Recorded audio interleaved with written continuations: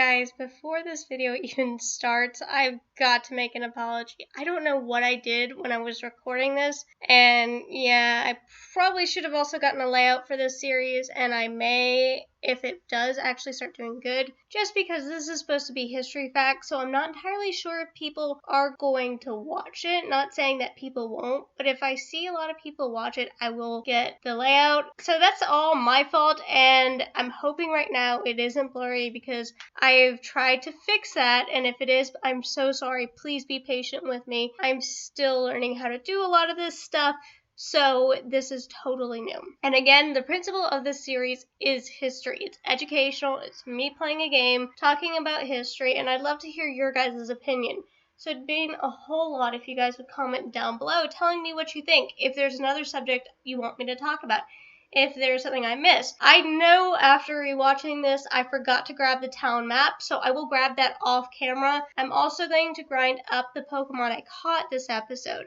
So I do hope you guys actually enjoy this, and it's been a lot of fun for me to actually start to do this, because I've never thought I'd get to the point where I could do something like this, just because I never thought my channel would be big. And what I mean as big is over 100 subscribers. I never thought I'd get to the point, as of recording this, to have 246 subscribers. That is mind-blowing to me. I thought I'd just start the channel and just have fun with it, maybe get 10, 15 subscribers. Never in my wildest dreams did I think I'd actually hit over 200 or even over 50. So thank you guys so much. And there's so many people I'd like to thank, and so many people who have helped me out along the way. And my biggest message on starting this series will have fun with what you do. Love what you love. And see what you see. I mean, this is something I really wanted to do, and I was doing it with my Game Boy Advance before, but now I feel like this is going to be a lot better. So I hope you guys enjoy it, and I'm so sorry again. Please forgive me. Please have patience with me.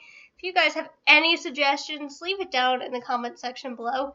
If you're new, please subscribe. Give me a like. I do TCG as well as playthroughs, and I also incorporate educational materials. Every Thursday, I have a table talk, so I'd love to see you come and sit at my table. Well, let's get into this video. I want to say a huge thank you to Imaad, who is the one who did the thumbnail. Now, I am actually pre-recording all of my audio for my Fire Red playthrough just because I'm not going to be reading out the text, and if there is a shiny, I will actually record that live and insert it into the video. But the reason why I'm doing it this way is just simply because, well, I don't want to stumble while I'm giving you guys facts, and I want it to be very clean. And I really wanted to make the first episode fun. So the first episode I chose is a kind of a Halloweenish topic. It's going to be the history of ghosts. So the early sighting of a ghost is recorded in the 1st century AD by the great Roman author and statesman Pliny the Younger. Pliny reports seeing in a letter the ghost of an old man who had a long beard and rattling chains, haunting his house in Athens. Now the first poltergeist recorded, which by the way the word poltergeist in German means noisy ghost, was recorded in 856 AD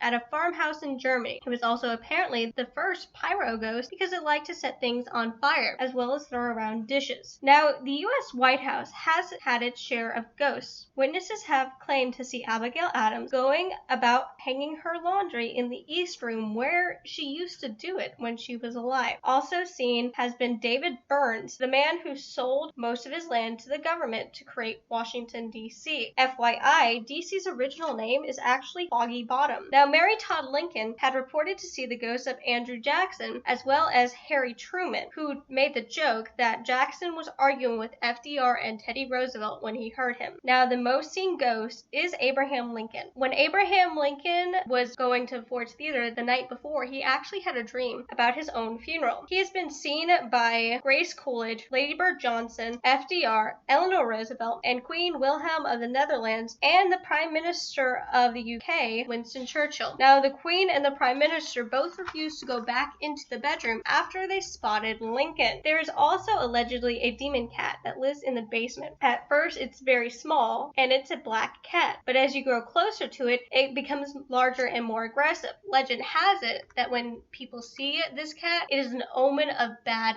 tidings to come. Another ghost that was seen there was of Leon Frank. I can't pronounce his last name. Czologhsz.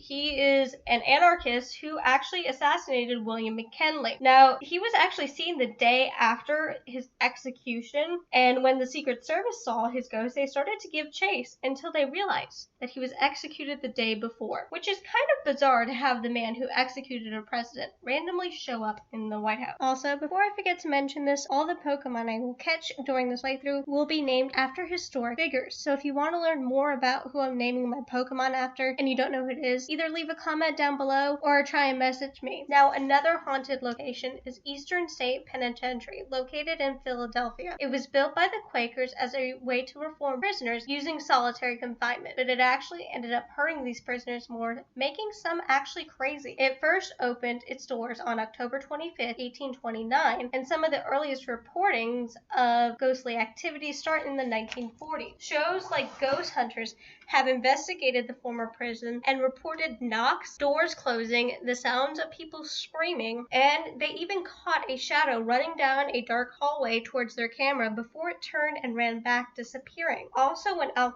Capone was incarcerated there, he was actually being haunted by something. There's reports of Al Capone yelling out the name of one of the victims of the St. Valentine's Day Massacre, begging him to be left alone. Now, not to leave out the West Coast, we have the Winchester Mystery House, built in San Jose, California. It was built by Sarah Winchester after the tragic death of her son and child. She'd gone to see a psychic to see if there was some supernatural reason for their sudden death, and the psychic said there was, claiming that they were being haunted and attacked by the people who actually were killed by the Winchester rifle. Now, that construction started in 1884 and had gone on constantly because the psychic said as long as Sarah kept building, she would be safe. So in the Winchester mansion, there's stairways that lead to nowhere. There are doors that lead into walls, windows that have no purpose. They are opening into inside rooms, but the psychic said that was going to keep the spirits away from her. And there was constant construction until Sarah's death on September 5th, 1922. Now, witnesses have reported seeing Miss Winchester walking around the halls of the mansion. There's also reports that include voices, doors closing and opening by themselves, lights turning on and off, and objects moving on their own. Another famous story of ghosts in America is during the Civil War. There was a battalion of infantry on the Union side who kind of got lost, and they were trying to figure out where they were going to go, and it was during the Battle of Shiloh, I believe, where they all of a sudden report seeing George Washington, and George Washington reportedly led them into battle, according to many of the men who actually came back and talk about that. Now, before I talk about one of the most infamous hauntings in American history, I want to talk about the hotel that inspired Stephen King's book, The Shining. Its name is the Stanley Hotel, and it's located in Eastern Park, Colorado. It was built by Oscar Stanley and his wife, Laura, in 1907 after Oscar contracted tuberculosis and moved to Colorado for a drier climate, hoping it would help his condition. Now, the hotel is reported to be haunted by its original owners. Mr. Stanley can be seen walking around the grounds, making sure that everything is in order, and Miss Stanley, his wife, has been known from time to time to start playing the piano, and people also report smelling a very sweet perfume from that time period. Now, one of the most infamous hauntings that people talk about is the Bell Witch. Now, the Bell Witch occurred from 1817 to 1821, and this happened to one family, and supposedly this witch still torments the family to this day. It starts off with John Bell moving his family from North Carolina to Tennessee. He would end up with 320 acres and become an elder of the church. They had 3 children in Tennessee: Betsy, who was born in 1806, Richard, who was born in 1811, and Joel, who was born in 1813. Now, there's nothing weird paranormal going on until around 1817, when John Bell spots a strange looking animal in the middle of his cornfield. It's not like anything he's ever seen, and he didn't realize what it was at the time. Now, he describes it as having the body of a dog but the head of a rabbit, and after making loud noises and chasing it off, he thinks nothing of it until he gets home that night. And when they sit down to dinner, they start hearing banging on the wall. And when he rushed outside to see who it was, he found nobody there. Now, the sounds would happen each night, and each time one of the bellmen rushed out to capture the culprit, there was nothing there. Nobody was standing there. They had no idea what was going on. It started to escalate when the Bell daughter, Betsy, was actually attacked brutally.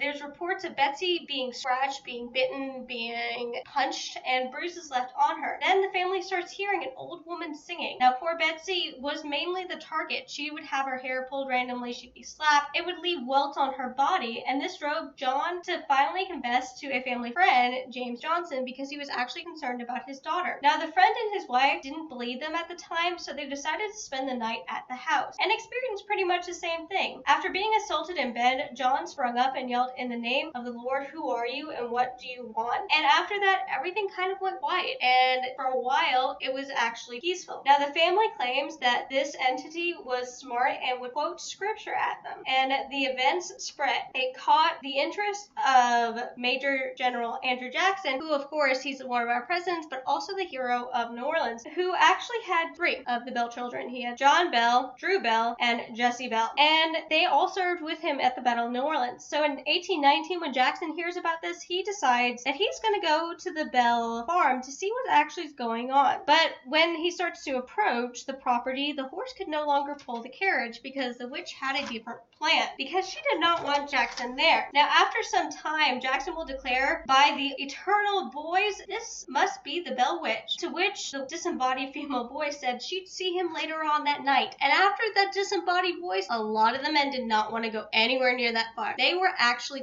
terrified of what was going to happen. Now, one of Jackson's men in the party claimed to be a witch tamer, which was a very bad move because this really, really pissed off the Bell Witch. And she decided to attack him, and attacked him so angrily that he flew back and he couldn't speak for a few minutes, and it caused a great fright among the men. Many of the men started to beg Jackson to leave because she declared that there was another fraud among his party and that he would be identified and tormented by her. And that moment in time, everybody was really scared of what she was going to do next. Now, when Betsy will finally fall in love with somebody, his name is Joshua Garden, the spirit's nature towards her starts to change, and for some odd reason starts to tell Betsy not to marry Johnson and begs her to stop seeing him. And the spirit will do anything it can to break the young couple up. It starts to attack Johnson, it starts to lock Betty in rooms, it just doesn't want to leave her alone, and it ends up breaking up the young couple, which dismays John Bell, who then declares, "Why don't you attack me? Why don't you attack me?" And the spirit actually vows to kill John Bell, and does kill John Bell December 20th, 1820, and he reportedly died, and a woman's laughter could be heard. Now, there's accusations that this Bell Witch actually killed him by using poison, and that's why she was laughing. Now, the Bell Witch, we have no idea where it came from. The family doesn't know, and they claim to have no use of witchcraft. So there is theories that it was actually one of their neighbors, or it could have been somebody who was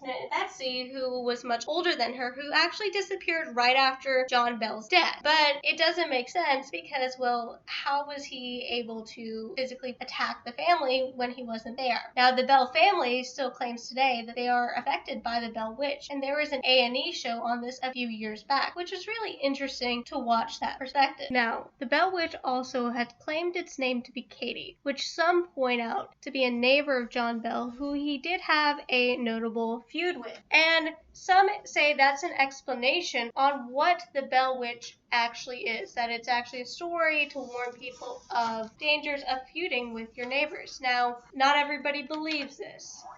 Now, I know I've spent most of this list talking about hauntings in America. Well, I'm going to throw it across the pond to the UK and talk about 2 places. That is Edinburgh Castle and the Black Monk House. Now, I have been to Edinburgh Castle, and I love Edinburgh, Scotland, or Edinburgh. Don't know which way you say it because I've heard it both ways. But the castle supposedly is haunted by several different people. One of the most famous and most reported, apparently, is the Phantom Piper, who is somebody that was sent down in the catacombs, and you could hear his bagpipes, and then all of a sudden he stopped, and nobody can find him. There's also reports of a headless drummer marching the grounds, and French prisoners from the 7 Years' War. But there's also a haunting of dogs. If you've never been to the castle, they actually do have a graveyard of dogs. And this is all the dogs who serve to protect the castle, and they're buried on the grounds, and people have reported hearing dogs barking. And that's pretty interesting to me just because, well, why are the dogs haunting the castle grounds? And what else is there? People have also reported sudden drops in temperature, seeing shadow figures, feeling watched. And I can kind of feel that because they have those hall of paintings that sometimes people could find creepy. One person even reported a burning sensation on their arm, people touching their face, and tugging at their clothing. Now, this is not the only castle in England that's haunted. Hampton Court Palace a few years back had an incident with one of their emergency doors opening 3 days in a row. And the second day, they saw like this ghostly figure that looks like a Skeletor, which is really, really creepy. And I highly suggest if you want to see that, definitely check that one out. It's just something a little bit crazy. Now, the Black Monk House. The Black Monk House is a haunted house in England, and it actually is in Pontefraction, England. And this is like Amityville horror level haunting, where you have things being thrown around the house and all this other stuff. Now, this started in 1966 when Joe Pritchard and his wife Jean had gone on vacation with their daughter Diane, leaving their son Philip and the grandmother Sarah in the house. Well, they started to hear banging and they started to see a wet puddle form, and Sarah cleaned up the wet puddle a few times. Well, as the banging started to get worse, people kind of started getting concerned, and Sarah and Philip ended up going to a neighbor's house because they were so terrified. Because of this, they didn't come back until the family came back, and nothing started to happen again. But then the poltergeist activity started again and again and again. And they actually will name the entity Fred, dubbing him also Mr. Nobody in 1968. And this spirit, they started to see a black monk, which really confused them because the spirit's a poltergeist. Why is it taking the form of a monk?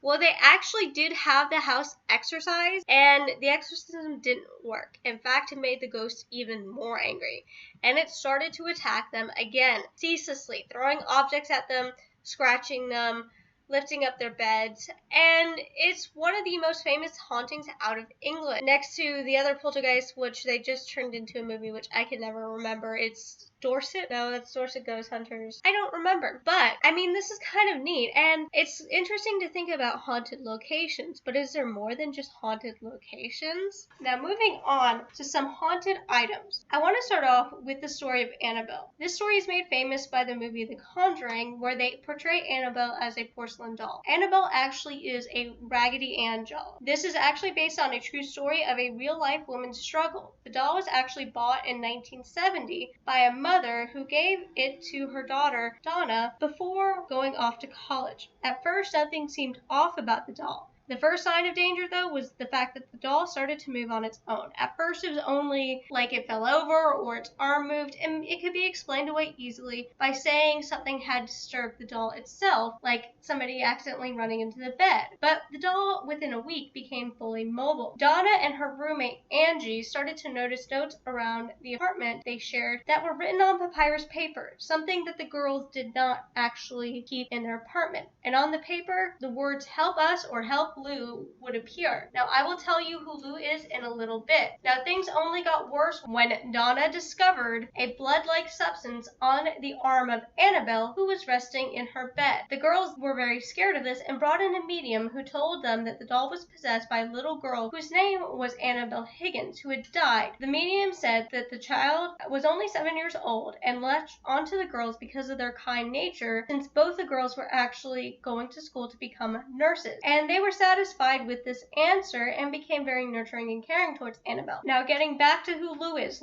one of their male friends who actually did not entirely trust the story of Annabelle being like this little girl. Instead, he felt that there was something different about Annabelle, something off. And he used to antagonize Annabelle. And he also used to have nightmares of something going into the apartment and attacking the girls. Well, when Lou is finally attacked and there's scratches down his back, they end up calling in the top two leading experts on demonology, Ed and Lorraine Warren. Now, Ed and Lorraine Warren are very known for several of their major cases, which have been made into movies. Ed Warren has passed away and Lorraine is still alive, but they also have a nephew named John Zappis, who is also a paranormal researcher. And Lorraine actually is a medium who can see the supernatural world. Now, Lorraine will be the first to identify Annabelle as a demon possessing the doll, portraying itself as a child to earn the trust of those around it. Now, Ed and Lorraine Warren will take possession of the doll, and on their drive home, they start having car difficulties where the car starts shutting off, the brakes aren't working properly, and this goes on until Ed Warren pulls over and douses Annabelle in holy water. Now, Annabelle is still found in Ed and Lorraine Warren's museum in in a glass case that says do not ever open. Now, besides Annabelle, there are other objects that do get possessed, not just the doll. And I want to talk about two of them real quick because my last story will focus on a doll. And the first one I want to talk about actually is a painting. This painting is known as the Crying Boy, and it was mass produced and sold all over England. It is painted by Italian painter Bruno Amaldo, and it was widely distributed through the 1950s. And it was a young boy or a girl, you really can't tell, crying in fear. And there's a legend that it's actually cursed because when people started to notice this trend of people who own the Crying Boy, their house would burn down and the painting would be fine. A lot of people reported that before the fires would start, they'd hear a child crying, and some of them even said that they actually saw tears coming off the painting. And nobody really knows why this painting has been haunted, possessed, or cursed. It's kind of strange. Now, the other story I want to talk about also comes from England. This is actually the story of Bisbee's stoop chair. Now, Thomas Bisbee is the man it's named after, and he is actually going to be convicted in 1702 of the murder of his father-in-law, and he will actually be hung for it. Supposedly, Bisbee haunts the place in North Yorkshire, England, where he was hung. But the chair itself, Bisbee is supposedly asked for his last meal to be at his favorite pub. And after he sat in the chair, he said, "Whoever will sit in my chair shall die." And it was in the pub until about the 1970s when it was linked to several people's death. And now it's actually hung from the ceiling in the Thirst Museum because people are terrified that Busby's ghost will attack and kill anybody who sits in his chair. And that's kind of a cultural reference that I found in an anime called Hetalia. So yeah, but I do honestly think that there is something to this because they were so afraid of this chair they hung it from the ceiling. Now, another haunted item is something known as the Devakin box. But there was a movie made about this, and I don't remember the name of the movie.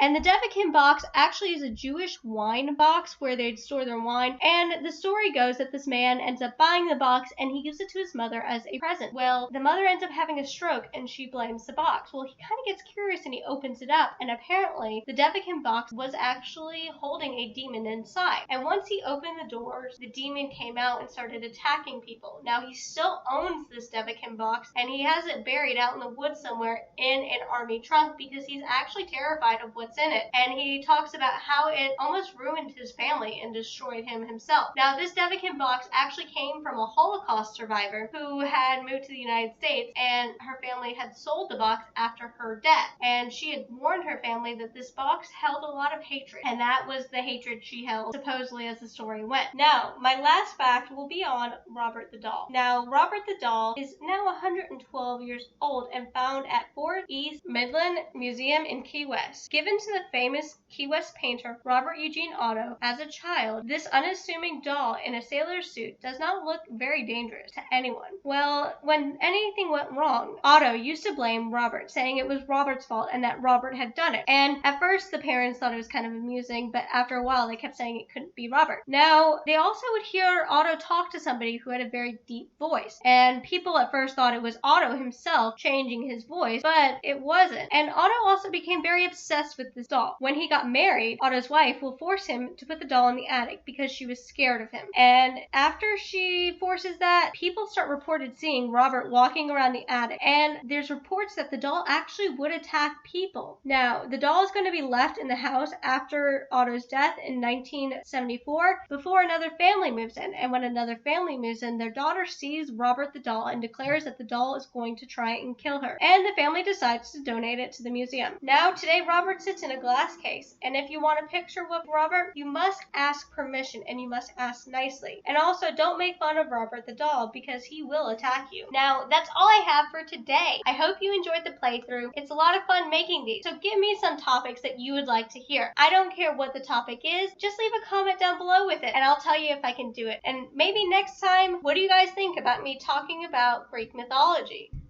And I've had a lot of fun recording this, guys. If you guys have any names, like historical names you want me to name the Pokemon, leave that down in the comment section below. I'd really love to hear that. And the reason why the Mankey's named Timmy is actually because of my little brother, who is actually a weightlifter, so it kind of makes sense because he's always pumping that iron. And I hope you guys enjoy this series because I enjoy making it. I think for October, I'm going to keep to the supernatural themes, and then probably in November switch over to something more historical. So if there's anything you guys want me to talk about, anything, just leave it down in the comment section, because I want to make this about not only me talking about history, but history that you guys want to learn, because that makes it more fun for me to have that interaction with you guys who are watching this. And I'm so excited for this to go up, and I'm really hoping it does well, because my blue playthrough, when I was doing my Game Boy Advance shooting it that way, didn't do bad, but it wasn't the best. So bye guys.